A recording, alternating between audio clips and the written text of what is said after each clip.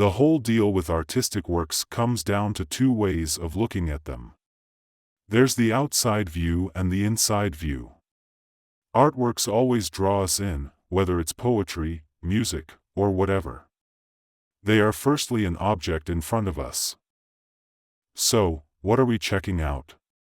Well, obviously, there are images. A work has to give us a vision, which we can call a vision perspective in English. The vision we directly see isn't the real deal of the artwork. If a so-called work only lets us see it as it appears from the outside, and we may have a throughout view, we can't call it a true work of art. At the start of this course, we talked about something interesting. If a painting is the real deal, we stand in front of it and finally we walk into it. Some paintings are also called artwork, but we can't walk into them.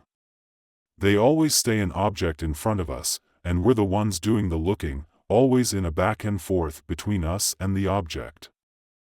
These so-called works might please our sense of what looks good, they're fancy and nice, or the music is catchy, or the poetry has fancy words and clever language. But we can't say they're really works, because they are always just objects for us to admire. The discussion about this topic is pretty deep, and we're really getting into the nitty-gritty here. We're making a clear distinction between crafts and real works of art. I want to bring in a quote from Sartre. I found this passage in Sartre's Imaginary Psychology in the book Philosophy of Art. Let's get straight to the point. An artwork is a form of non-reality. It is not a direct representation or a partial aspect of the real world that we can observe. A particular real-world object or scene is not the true reality here. The true reality does not lie in the effect of the brushstrokes, the texture and patterns on the canvas, as well as the luminosity of the colors, using painting as an example. These material qualities of the artwork are not the object of aesthetic experience. We cannot directly perceive and experience the beauty in the artwork. These qualities keep us outside. The secret lies in the fact that the painter has not simply transferred the mental image in his mind directly onto the canvas. He has only created a material simulation, a physical approximation of that aesthetic image. This aesthetic image is what we are referring to here. The painter cannot possibly reproduce the aesthetic image directly on the canvas. What we see is merely a material simulation, a physical embodiment of that aesthetic image. When people see these imitations, they get what the images are all about, but it's not like they're analyzing it, it's more about using their imagination, as we'll talk about later. Even though these imitations look real, they're still just images. They can't become real or be turned into something concrete. Each brushstroke in the painting isn't about itself or making a complete picture of reality. If we were to say that all the brushstrokes, color smudges, and outlines in a painting come together to create a real-life scene, what are we really talking about? It's just the appearance of the subject matter, right? But a piece of art has to have two sides to it, the subject matter and the way it all comes together. Therefore, Sartre goes on to say that the artwork is accompanied by a non-real synthesis. He uses the term non-real synthesis. The wording is different from how I described it, but the underlying meaning is the same. What he referred to as the non-real synthesis, I call internal vision. The artist's goal is to bring together real colors to create a whole. But what's this whole? It's not a real thing, but an unreal synthesis, and that's important to understand.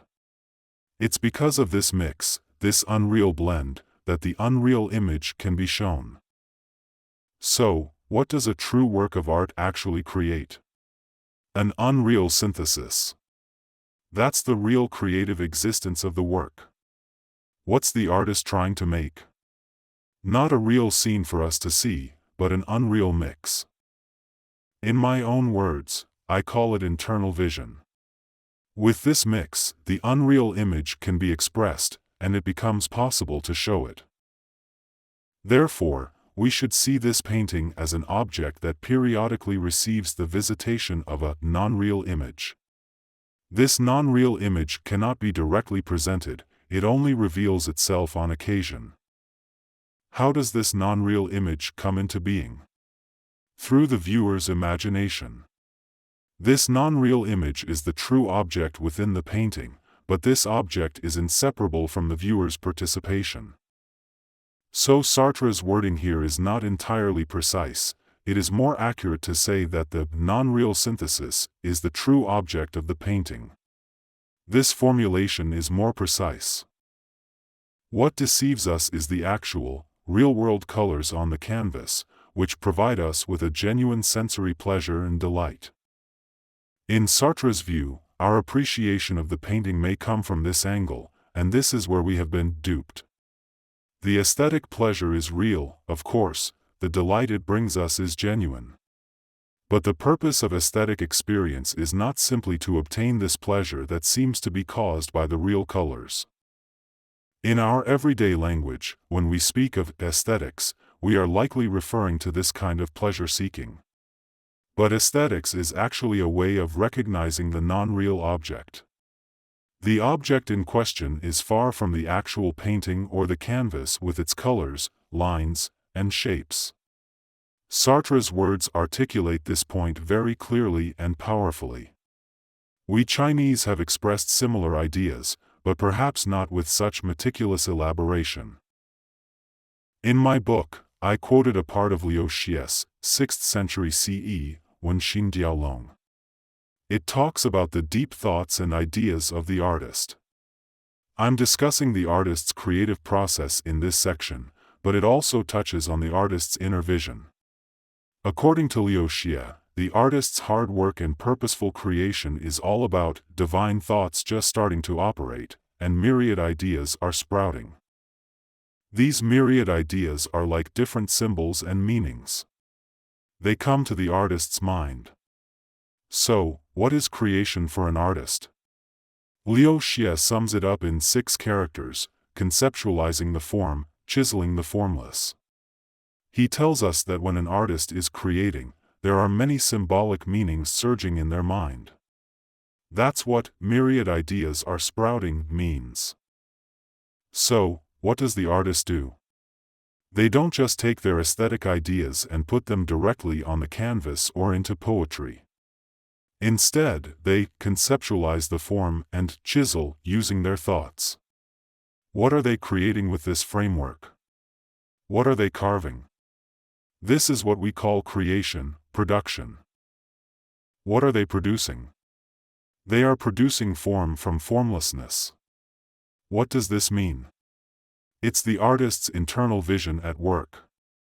It's not something you can touch or see directly. The concrete thing that is finally depicted is what we call production. It all leads to one thing, representing formlessness as something concrete. So, in our previous discussion, we talked about this inner vision. Of course, when we describe the real world, there is always something concrete. The artwork is meant to evoke a certain domain or realm that transcends the mere physical, material qualities of the work. This domain can only be accessed and experienced through the active participation of the viewer's imagination. Without engaging our imaginative faculties, we would be limited to just the outward, perceptual features of the artwork, missing the deeper aesthetic experience it is intended to elicit. When we let our imagination loose, we can step into the deeper meaning, and that's when something special happens. The artist's intention and the imagery start to take shape. This aesthetic imagery is at the end of the shift from what we talked about earlier. If a painting portrays a specific object, as an artwork, it has to transform from just representing the object to representing something more, which in Chinese is called qiyun. So, Xiangyi is all about the shift from the object to the idea. Now, let's bring in another concept called aesthetic imagery. What exactly is imagery? It's the shift from the idea to the image. But what does this idea mean? When we step into the deeper meaning of a work, our life experiences come flooding back. This kind of experience is a form of idea, it's a powerful force filled with emotions. And because these life experiences spark our imagination, there's a shift from the idea to the image.